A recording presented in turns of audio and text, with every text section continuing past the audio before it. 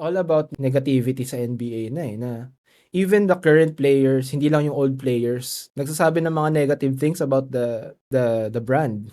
Pati yung mga current players sinasabi na All-Star Weekend sucks. Na parang hindi na ganun ka-exciting yun. Mas Parang yung All-Star negative sila. event kasi that's a way for the players and the league itself na mag-give back sa ano sa fans, 'di ba? The All about the fans. fans. Yun nga eh. Kung yung opinion is just coming from the old heads or yung mga fans, medyo acceptable pa ng onte. Pero kung yung current players na naglalaro ngayon sa kanila nanggagaling yung mga ganong negative comments, ang pangit eh.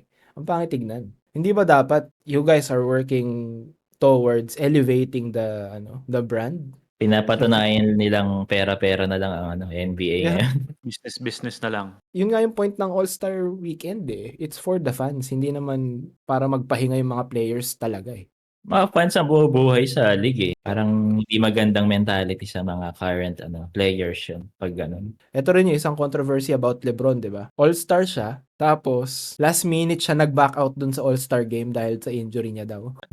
Kasi kung hindi siya last minute nag-back out sa All-Star game, na sinabi niya hindi siya maglalaro, meron sana, magkakaroon sana ng open slot for another player. Yung usapan sa ESPN about it, parang kunwari si Norman Powell daw, deserve niya mag-All-Star. Pero dahil sa ginawa ni LeBron, hindi siya Yeah, di nakapaglaro. ba? Exactly. Yun yung problema eh. Eh si LeBron, hindi. Last minute ako aatras. So Idol ka sayang ba? yung Ewan ko ba dyan sa idol nito? yan, sabihan mo yung idol mo Tom ah. Bida-bida eh. Jollibee eh.